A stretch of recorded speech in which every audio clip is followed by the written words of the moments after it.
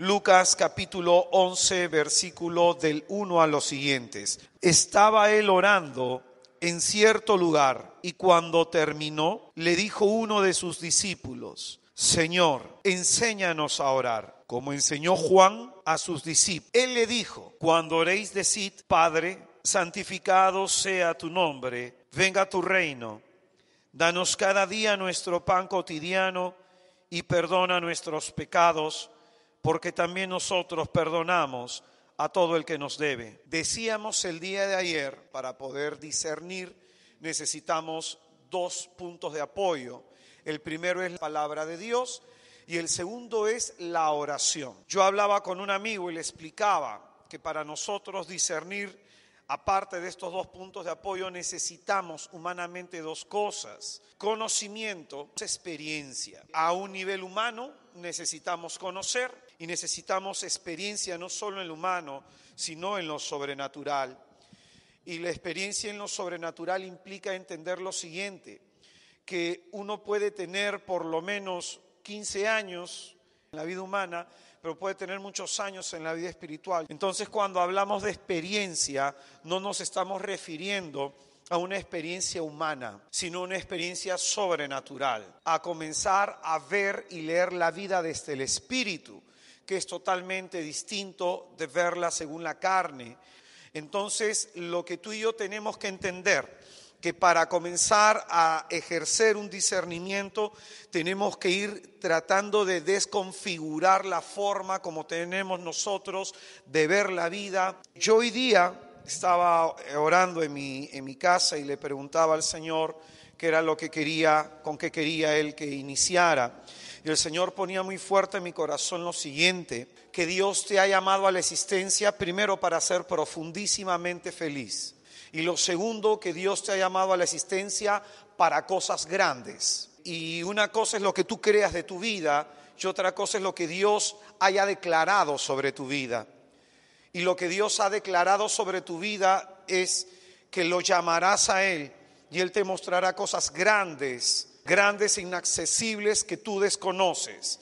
Entonces la oración es penetrar en el misterio de Dios. Y entrando en ese misterio de Dios se me devela mi vida. Yo soy misionero a tiempo completo ya hace más o menos unos 8 años y misionero de forma parcial ya hace 10.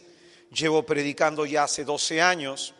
Pero cuando recibí este llamado, esta vocación a dejarlo todo para anunciar el Evangelio, yo lo hice con un gran gozo en el corazón. De pronto me puse a pensar: si mi oficio iba a ser evangelizar, si mi misión iba a ser predicar, si mi misión iba a ser ganar a más almas para Cristo, entonces tenía que estar mejor formado. Entonces, económicamente tenía problemas y decidí estudiar un diplomado en teología. Entonces comencé a averiguar dónde enseñaban diplomados, le pregunté a algunos amigos y todos comenzaron a averiguar sobre la teología, pero en universidad, la carrera que dura 6 años. Entonces yo quería estudiar algo corto de 2 años nada más. 6 años, de pronto a mis 30 años de edad, que en ese entonces tenía 30 y pico años de edad, era un poco complicado volver a las aulas de la universidad, sobre todo porque yo en su momento estudiando Derecho y estudiando Mercadotecnia, dejé eso por el consumo de drogas. Ya después de conversión no volví a estudiar más nada, porque una neurona nada más me sobrevivió a todo ello. Yo le pregunté al Señor: Señor, ¿tú quieres que yo estudie en la universidad? Y me fui al Santísimo y me puse a orar y sentí en mi espíritu que Dios lo quería. Entonces yo dije: mira, Señor, perdóname mi mediocridad, perdona de pronto, Señor, que tenga esa actitud tan propia del ser humano que es dudar de ti. Le dije: si esto viene de ti, Señor, dame un signo.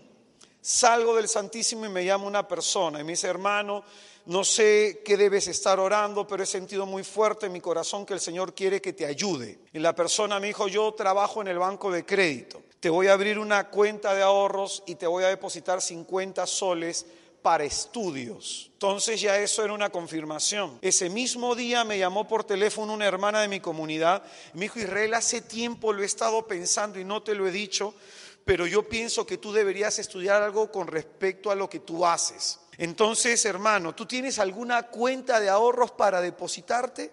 Esa fue la primera confirmación. Yo me fui a la universidad a averiguar, costaba 900 soles la mensualidad.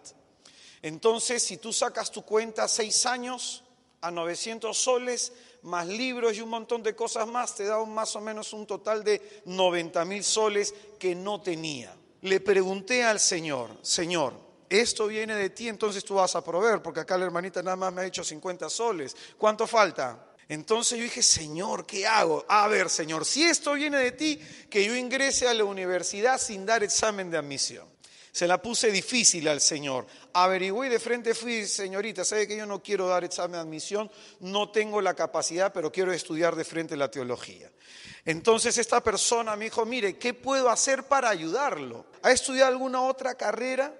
Sí, estudié Derecho, pero bueno, en realidad yo no estudié Derecho, pasé por la universidad nomás.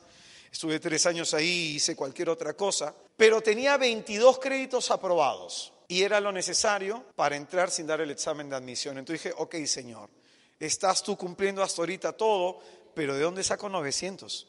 Junté por aquí, le pedí prestado a uno, le pedí prestado allá, tuve un ingreso por aquí, pagué el primer mes, alabado sea el nombre de Jesús. Segundo mes no tenía para pagar. Tuve que pedir una prórroga, aplacé, para que no me cobraran mora, mandé una solicitud, pasó 1 semana, 2 semanas desde que se había cumplido y le dije, Señor, ¿se acuerdan que le dijo Eliseo cuando fue a cruzar el río? Bueno, Eliseo le dijo, después de que tomó el manto de Elías, agarró el manto de Elías, levantó la mirada al cielo y dijo, ¿dónde está el Dios de Elías? Y golpeó el agua y el agua se abrió y Eliseo pudo cruzar. Entonces lo mismo le dije al Señor, ¿dónde está, Señor? En ese sentido se lo dije. Le dije, Señor, voy a agarrar esta tarjeta porque el Señor me estuvo hablando mucho en esos días de la multiplicación de los panes. Que con los pocos panes que hubo, elevó su oración al Padre y Él lo multiplicó. Entonces yo dije, Señor, voy a hacer lo mismo. Con el poco dinero que hay en la tarjeta le voy a imponer las manos. Le impuse las manos. Dormí ese día. Al mediodía del día siguiente llamé, la tarjeta tiene ahí para chequear tu saldo, chequeé, ya había 900 soles. Yo no sé qué hizo Dios, si movió gente para que depositara o de pronto alguien depositó en una cuenta que no era suya, pero así estuve el primer año, imponiéndole la mano a la tarjeta que Dios me había dado. Así estuve el segundo año, el tercer año, el cuarto, el quinto, el sexto. Nunca en mi mano estuvo el dinero. Dios tiene grandes proyectos para nosotros, pero a veces como nuestros esquemas mentales, nuestra forma de pensar está enquistada en el mundo, atrapada en la forma de relacionarse la gente con las cosas, eso es lo que Dios cambia en la oración. Estos equipos de sonido que tú ves, nosotros ya hemos comprado algunos en el proyecto misionero. Cuando recién comenzamos a predicar la palabra de Dios, no teníamos estos equipos de sonido y lo primero que tú necesitas para evangelizar es un equipo de sonido. Juntamos un dinerito y teníamos 3.800 soles. Entonces vamos a la tienda y nos vamos con esos 3.800 y cuando averiguamos cuánto costaban 4.200. ¿Cuánto nos falta? Muy bien. Entonces yo le dije a mis hermanos, vamos a orar y vamos a imponerle la mano al dinero. Y vamos a pedirle al Señor que haga que aparezca esa cantidad que nos está haciendo falta, porque Dios quiere que evangelicemos, pero no tenemos los medios. ¿Acaso no puede hacer que aparezca 400 soles en el sobre que tenemos? Entonces mis hermanos me quedaron mirando. Dije, bueno, yo soy el hermano mayor, vamos a orar, ahí punto. Hermano, después de orar delante del señor de la tienda, le dijimos, vuelva a contar el dinero. Y apareció la diferencia, los 400 soles que faltaban. Que a veces el petróleo en la camioneta en la que ando, con la que suelo andar de misión en misión, y cuando está así de poquitito le digo, Señor, no tengo para el petróleo, así que tú suple con tu generosidad, que no se acabe. Y el Señor lo hace. Dios te ha llamado a no vivir una vida ordinaria, sino a vivir una vida extraordinaria. Amén. Por eso se ora, para entender los proyectos de Dios. No te cuento más testimonio porque si no después no me vas a creer de cómo apareció el carro. Ánimo, hermano. El pasaje que acabamos de leer del Evangelio de Lucas, del capítulo 11, del versículo del 1 al 4, nos presenta ¿qué oración? La del Padre Nuestro. ¿Qué otro evangelio nos habla de esta oración? El evangelio de Mateo. Son los 2 evangelios que nos relatan la oración del Padre Nuestro. En lo que es teología bíblica y sobre todo en la teología de los sinópticos hay algo que se conoce como el problema sinóptico. ¿Y qué implica esto? Que cada evangelista va a narrar un acontecimiento de Jesús desde su perspectiva, desde cómo lo ve él, desde cómo lo entiende él. Entonces esto es importante entender por lo siguiente: los evangelios, aunque narren el mismo pasaje de distintas maneras, no se contraponen, sino que se complementan. Lo primero que nosotros tenemos que notar del evangelio de Mateo que leímos el día de ayer es de que es el mismo Señor quien departe la iniciativa para enseñar a orar.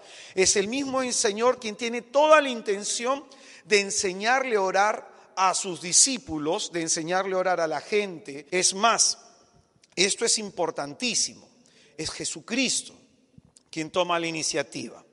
Pero en Lucas vemos algo que tiene que atraer nuestra atención y es causa de nuestra enseñanza en este día.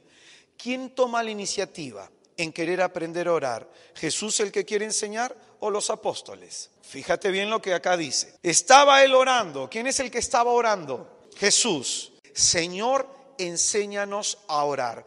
¿Qué es lo que debemos decir a Jesús? ¿Tú crees que los discípulos no sabían orar? Yo creo que sí. Es más, las Escrituras acá lo dice. Enséñanos a orar como enseñó Juan a sus discípulos.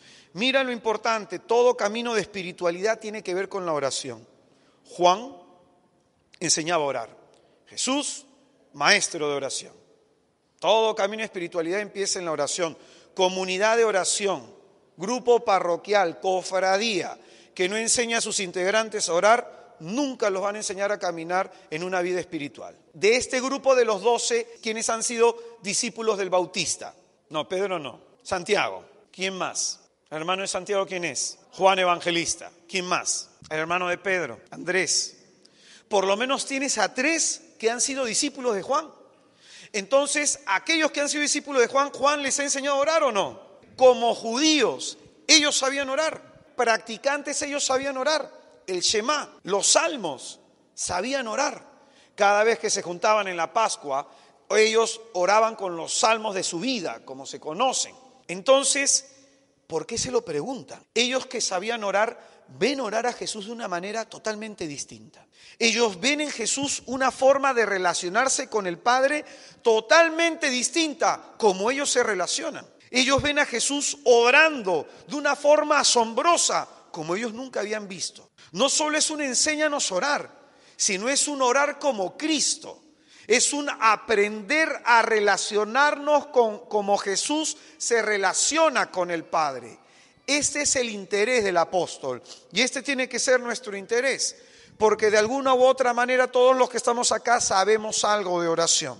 El Hijo del Hombre se hizo hombre para enseñarnos a nosotros cómo ser un hijo de Dios. Es decir, cuando hablamos de Jesucristo, dice San Ireneo que el Señor, el Padre, nos ha mandado a Jesús como un modelo. Entonces, hermano mío, tu meta y la mía como cristianos es parecernos a Jesús. Muy bien, y nuestro Señor Jesucristo en el Evangelio leído del día de ayer, el Evangelio de Mateo, nos muestra respecto a la oración y respecto a ella nos dice lo siguiente: no oremos como los hipócritas. Y dice en el versículo 7 que no oremos como los gentiles. Por ejemplo, los fariseos, cuando ellos oran, ¿cómo oran los fariseos? Jactándose de que son buenos, de que son perfectos, de que no le han hecho mal a nadie. Creemos que somos buenos, creemos que somos perfectos. De pronto, ¿cuántas veces tú has sentido lástima por aquel familiar tuyo que no va a misa y tú te sientes mejor que él? Eso es fariseísmo, hermano. Y a veces nosotros tenemos estas actitudes farisaicas. Por eso el Señor nos deja el pasaje en el Evangelio de Lucas, que cuando nosotros nos presentemos a orar, oremos como el publicano. El Señor quiere que seamos conscientes de nuestra condición de pecadores. ¿Acaso en el Padre Nuestro no nos lo dice? No nos dejes caer en tentación, pídanle al Padre eso. Hermanito, ¿cuántos de los que estamos acá vamos a misa y aún yendo a misa nos podemos ir al infierno? Incluso Pablo decía que después de él predicar, azotaba su cuerpo y se sometía, no vaya a ser a que sea eliminado. El Señor quiere que mires tu corazón. El Señor desea que cuando nos acerquemos a orar, necesitados de Él, conscientes de eso, que Él no nos debe nada. ¿Se acuerdan ustedes los dos ladrones clavados al costado de la cruz del Señor? Según la tradición Gestas y según la tradición Dimas, el ladrón bueno y el ladrón malo. Entonces Gestas, en ese momento que está clavado en la cruz, ¿qué le dice a Jesús? Sálvate a ti y sálvanos a nosotros. ¿Cuál fue la respuesta del Señor? No es ausencia de su palabra, sino que su silencio dice a veces más que sus palabras. ¿Por qué no le contestó? La actitud de ese hombre fue insultante. Hermano, cuando tú te acerques a pedirle algo a Dios, primero pregúntate si te lo mereces. Por eso el Señor dice, no oren como los fariseos. Yo hoy día un amigo en Brasil que tiene un montón de problemas espirituales, le estaba haciendo acompañamiento por Facebook, le hablaba de un texto de la carta de los Romanos que dice, no se trata de querer o de correr, sino de que Dios tenga misericordia. Eso está en Romanos 9, en el versículo 16. Yo le explicaba a este hermano, no se trata que tú quieras cambiar, no se trata de que tú trates de cambiar, se trata de que apeles a la misericordia de Dios. ¿Claros hasta acá? Y dice en segundo momento el Señor que no oremos como los gentiles, romanos y los griegos. Y aquí viene la cuestión. Tanto romanos como griegos, ¿cómo le llaman a su Dios mayor? Bueno, Júpiter y Zeus, ponte, tanto romanos y griegos. Le llaman Padre. ¿Cómo le llaman los judíos a Dios?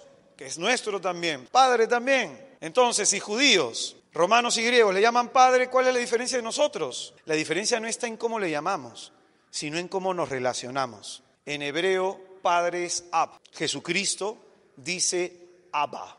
Pablo enseña Abba. ¿Y qué significa esto? De pronto, para un griego, para un romano, relacionarse con Dios, se acercan a la imagen de Zeus o se acercan a la imagen de Júpiter y le piden un montón de cosas y le ofrecen fuego y le ofrecen incienso, hasta sacrificios. ¿Pero reciben lo que han pedido? No, porque su Dios no oye, su Dios no ve y no puede responderles. Por eso, hermano, el Señor quiere que dejemos de orar como un fariseo y que dejemos de orar como un gentil. Y la novedad es que Dios es nuestro Padre. ¿Y esto qué significa? El judío lo ve como un padre. Y verlo como un padre es verlo lejano, ausente. Verlo como un padre significa verlo con miedo y no con amor. No sentirlo a nombre propio, no saber que tengo una relación filial con Él. La oración que Jesús hace es orar como un hijo. Y eso es lo que quiere de nosotros.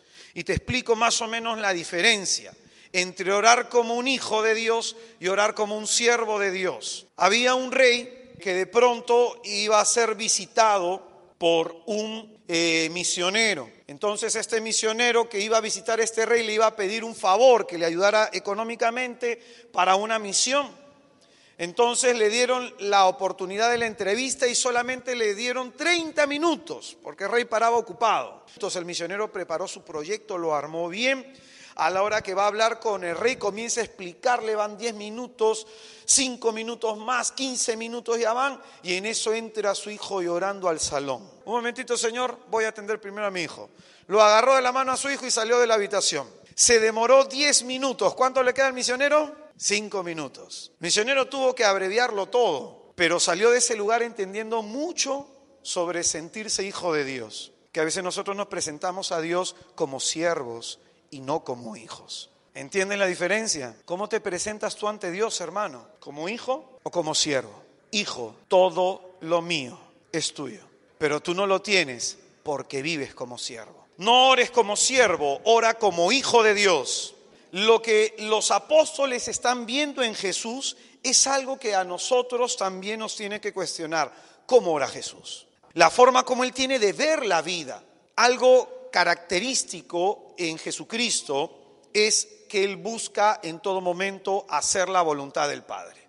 Mi alimento es hacer la voluntad del que me ha enviado y llevar a cabo su obra. Jesucristo, en el capítulo 3 del Evangelio de Lucas, en el versículo 21 dice lo siguiente: todo el pueblo estaba bautizado, Jesús ya bautizado, se hallaba en oración. Se abrió el cielo. ¿Qué pasó con su oración? En las escrituras se habla de cielos cerrados, de cielos de bronce, y se hablan de cielos abiertos. ¿Qué es lo que abre los cielos? La oración. Todo el pueblo estaba bautizando. Jesús ya bautizado se hallaba en oración. Se abrió los cielos, bajó sobre él el Espíritu Santo en forma corporal como una paloma, y vino una voz del cielo: tú eres mi Hijo, yo hoy te he engendrado. Aquí Lucas nos muestra la gran relación entre la efusión del Espíritu Santo y la oración personal. Sientes que tu vida espiritual de pronto no da un paso más hacia adelante, no hay nuevos carismas, no hay conocimiento, no hay mayor revelación, hay tibieza interior. Ora, hermano. La oración provoca el derramamiento del Espíritu Santo. Vamos un capítulo más adelante. En las tentaciones del desierto, del capítulo 4, del 1 a los siguientes, ¿qué es lo que encontramos ahí? A un Jesucristo que está haciendo en el desierto. Claro. Orando, en ayuno, siendo tentado. Eso nos enseña el Señor, que frente a la tentación, frente al ataque del enemigo, tenemos que orar. Hoy día en la mañana yo le decía a una persona que de pronto es una persona que sufre de depresión. Entonces yo le explicaba: mira, hay personas que sufren de lujuria, hay personas que sufren de soberbia, hay otros que sufren de ira. Tú sufres de depresión, de tristeza. Entonces tú tienes que ver que cada vez que te vengan esos pensamientos que te deprimen, tienes que combatirlos. Y no hay otra forma que orando, porque la oración provoca un gozo, más que la provoca en sí misma, es un fruto del Espíritu Santo. Vamos a ver al capítulo 6. En el versículo 12 dice: por aquellos días se fue al monte a orar y pasó la noche en la oración de Dios. Nosotros en el proyecto misionero en el que trabajamos, a las comunidades, a las diversas comunidades se les pide tener vigilias eucarísticas, en donde hagan oración nocturna. Es más, se les recomienda a los hermanos que de forma personal también lo hagan. Pero mira el Señor, ¿por qué ora toda la noche? Porque tiene que tomar una decisión importante. ¿Y cuál es esa decisión? ¿Cuáles son los 12 que le van a acompañar en el ministerio? Hermano, tú tienes que tomar una decisión importante. ¿Qué crees? Ora, hermano. Y hay veces que hay que orar más. Cuando yo a la gente le explico esto, ¿no? Cuando uno no tiene algo claro sobre su vida, sobre algún aspecto, hermano, no saques las rodillas de la tierra hasta que el Señor del cielo no te haya dado una respuesta. Capítulo 9, versículo 16. Tomó entonces los 5 panes y los 2 peces y levantó los ojos al cielo y pronunció sobre ellos la bendición. Ante la necesidad, alaba a tu Señor. Yo recuerdo, mi padre espiritual, el que está por allá atrás, yo recuerdo que el hermano siempre tenía una frasecita: hermano, me está pasando esto, me está pasando lo otro, alaba a tu Señor. Pero para todo era, alaba a tu Señor. Y es verdad, hermano. Tienes un día malo, hermano, no dejes de alabar a tu Dios. Porque la alabanza, desde el pensamiento judío, es el grito de batalla, por si acaso. El capítulo 9, versículo 28. Encontramos el pasaje de la transfiguración. Hermano, la oración te transfigura. Cuando nosotros oramos, la luz del Espíritu Santo penetra en nosotros. Hermano, yo he sido alcohólico y fármaco dependiente, demandado por intento de homicidio. Una persona con un montón de complejos de inferioridad, con un montón de problemas y con un montón de traumas. Más o menos hace un mes, por unas cuestiones que tuve que ver, tenía que pasar por un peritaje psicológico, y cuando hablaba con la psicóloga, una persona muy preparada, una persona que tenía una maestría, me dijo: en ti hay algo que no entiendo. Yo de pequeño fui ultrajado 3 veces, tuve 3 intentos de suicidio, así viví hasta los 22 años, y a ella le conté un poco mi historia. Por todo lo que tú has vivido, no podrías ser la persona que ahora eres. Algo te ha pasado, me decía ella, que te ha cambiado y eres una persona totalmente distinta. Oye, esta mujer estaba describiendo el cristianismo desde su ciencia humana. En Cristo somos nueva creación, lo pasado quedó atrás, somos una nueva criatura. Mi terapia para mí, para dejar de consumir, el Señor me puso bien clarito en el corazón: comunión el domingo a las 7 de la mañana y comunión a las 7:30 de la noche. Jueves eucarístico, clavado a los pies del Santísimo todo el día. Esa fue mi terapia. Miedos, complejos de inferioridad, incapacidades naturales, incapacidades por los traumas. Yo recuerdo un momento, fue impresionante, yo iba a predicar para jóvenes, tenía que predicarle como a 400 jóvenes. Llegué temprano al servicio, un padrecito me dijo, oye, te doy la capilla nuestra. Me metí a la capilla a orar, el Señor me dijo, te quiero curar de tus miedos. Entonces yo me quedé frío. Me mostró el momento exacto en el que fui concebido. Me mostró el momento y me comenzó a mostrar las etapas. Cuando mi madre se enteró que estaba embarazada de mí, se asustó, tuvo miedo, porque yo vengo a ser el último de 4 que habíamos nacido en un callejón. Le dijo a mi padre, y yo escuchaba las palabras claras de mi padre que le decía a mi madre, ¿para qué te dejaste embarazar? Te dije que te cuidaras. En ese momento mi madre me rechazó. Yo vi el embrión, es como que yo estaba acá y aquí estaba Jesús y me estaba mostrando una película de mi propia existencia. El embrión que estaba mirando hacia arriba, que había luz, se enrosca y comienza a mirar hacia la oscuridad. Veo en ese momento que al embrión se le enrolla algo negro en la cintura. El Señor me dice, eso es un espíritu de muerte. Por eso tu tendencia depresiva, por eso tu pensamiento suicida, por eso siempre me siento solo, me siento abandonado, el nadie me quiere. ¿Cuántos acá tienen eso? Ya desde el vientre materno el demonio comienza a hacer su trabajo, hermano. Entonces en ese momento el Señor me muestra que ya teniendo yo 4 o 5 meses de embarazo, en ese momento mi padre la patea para abortarme. Por eso mi nombre es Israel, que traducido literalmente es el que pelea contra Dios y sobrevive. Hermano mío, en ese momento yo estaba en una chilladera en el Santísimo y el Señor extiende su mano debajo del feto y dijo, yo he querido que nacieras. Y el feto se llenó de luz. Y así me trajo el Señor al mundo. No había una manera en que un psicólogo me llevara a ese momento. No hay ciencia que me podía llevar a ese instante. Es más, yo he estado en jornada de sanación, sí. Salí, hermano, del Santísimo hecho puro moco y pura lágrima. La oración te transfigura, sana muchos patrones de conducta negativos en nosotros. Por eso mientras más se ora, más trabaja el Señor en ti. ¿No te gusta tu carácter? Ora más pues, hermano. Y más tiempo en el Santísimo, más tiempo en su presencia, va a ir sanando todo eso. Entonces, llegamos a la oración de la cual hemos partido del capítulo 11. Señor, enséñanos a orar. La forma como el Señor tiene de comunicarse con el Padre es novedosa. Esto atrae al discípulo. De pronto en este mismo capítulo 11, en el versículo 9, el Señor nos habla de la eficacia de la oración. Que si nosotros siendo malos solemos dar cosas buenas a nuestros hijos, con mucho mayor razón el Padre nos dará cosas buenas a todos los que se lo pedimos. Capítulo 18, versículo 1, el Señor nos dice que hay que orar sin desanimarnos. Hay situaciones difíciles, ora. ¿Sabes cuándo tú te das cuenta que el demonio te venció? Cuando dejaste de orar. Yo he estado en cada lucha espiritual, hermano, a nivel personal, en guerra espiritual, antes de un evento, de un retiro, y el diablo no soporta que tú ores. Con conocimiento de las Escrituras, cuando el Señor dice que ninguna fuerza del mal prevalecerá contra su iglesia, cuando el Señor dice que Él nos ha dado poder sobre escorpiones, sobre serpientes, cuando el Señor nos dice que en su nombre expulsaremos demonios, el diablo no soporta cuando tú oras conociendo las Escrituras. Huye. Recitas el Salmo 18, el Salmo 91, que son salmos de exorcismo. Se revuelca en el suelo, hermano. 18:10. Dejar de orar como fariseo para comenzar a orar como publicano. En el capítulo 21, versículo 36 dice que el que ora permanece en vela, el que ora permanece atento, está atento a lo sobrenatural y atento desde lo sobrenatural a lo natural. En el capítulo 21, versículo 46, Jesucristo está orando para hacer la voluntad del Padre, para sincronizarse con la voluntad del Padre en Getsemaní. Entonces hay que orar en tiempo de crisis. 22, perdón. En el capítulo 23, versículo 45, la oración en la cruz. Y esto es precioso. A mí me encanta siempre meditar en la cruz. Jesucristo está sujeto. No se puede mover.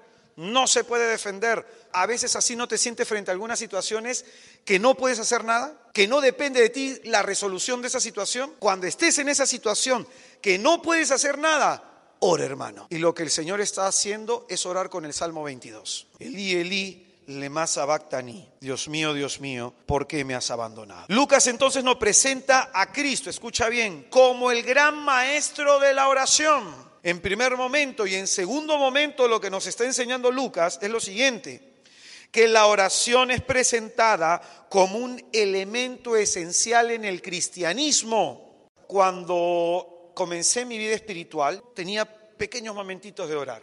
Empezaba con mi denario, le cantaba una canción al Señor, después le cantaba otra canción al Señor y así hacía mi oración. De esa forma comenzaba a orar.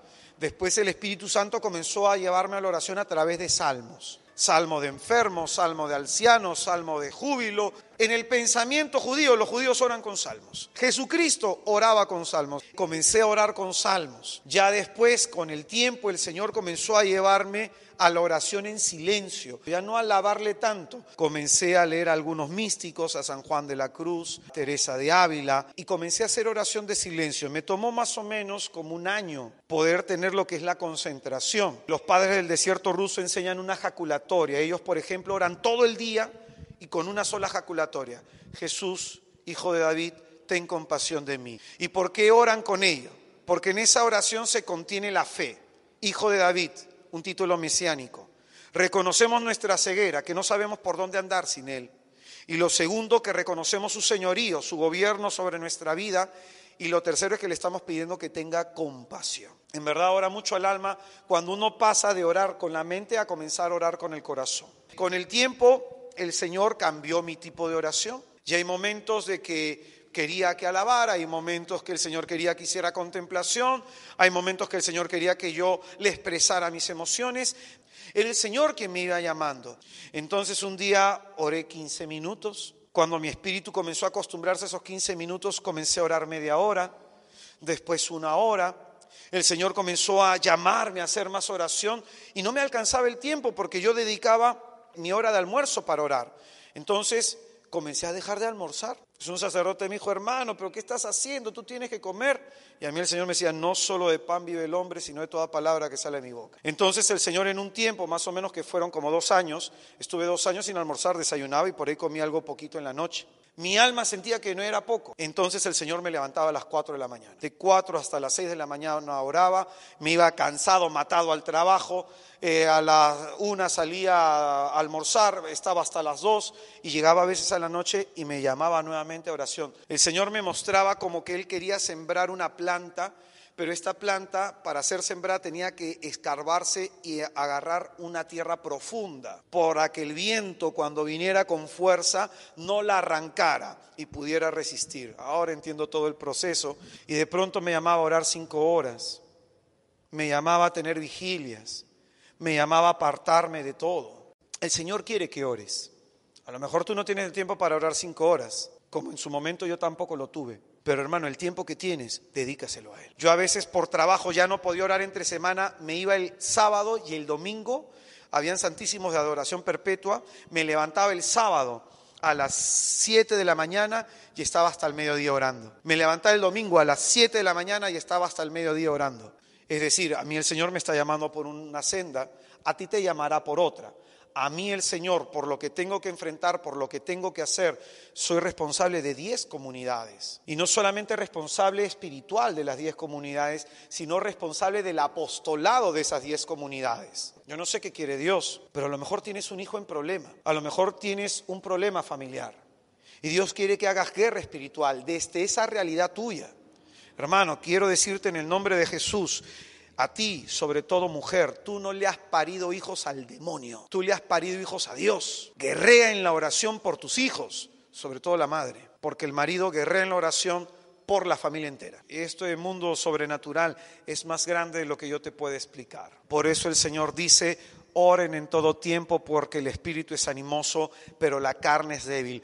Oren para que no caigan. Yo he visto con pena gente que ha recibido un llamado parecido, o que yo he recibido un llamado parecido a otros hermanos y han terminado apartándose del ministerio, porque de caer todos caemos. Yo he estado en unas zonas últimamente un poco complicadas para evangelizar, en donde tú predicas y el Espíritu Santo me mostraba que la palabra rebotaba, porque los corazones eran como de piedra.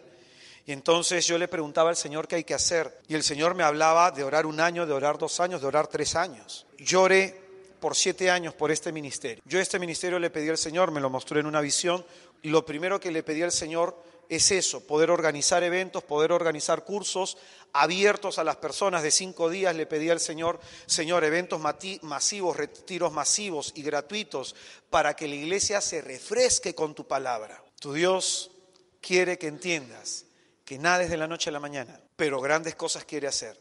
Entonces, hermano, comienza desde ahorita.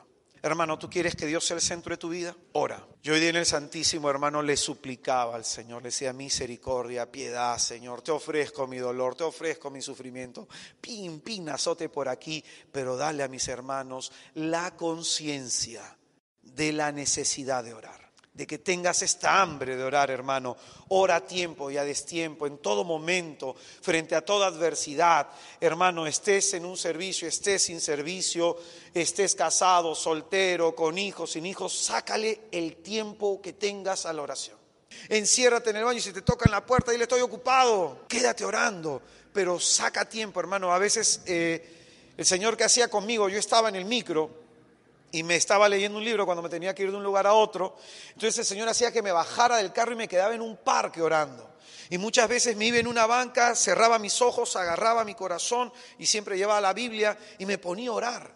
En todo momento, en todo tiempo, hermano, cuando el Espíritu te llama a orar, ora. El Espíritu Santo me enseñó que Él trabaja más en aquellos que están más dispuestos para trabajar. Que aquel que quiera ser obrero, que aquel que quiera extender el reino de Dios, que aquel que quiera anunciar a Jesucristo, el Espíritu Santo va a trabajar más en él, porque esa persona va a estar más dispuesta.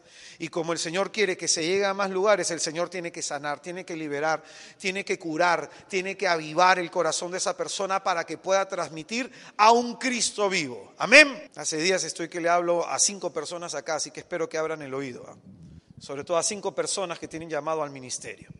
Así que ánimo, vamos a ponernos en pie para hacer oración.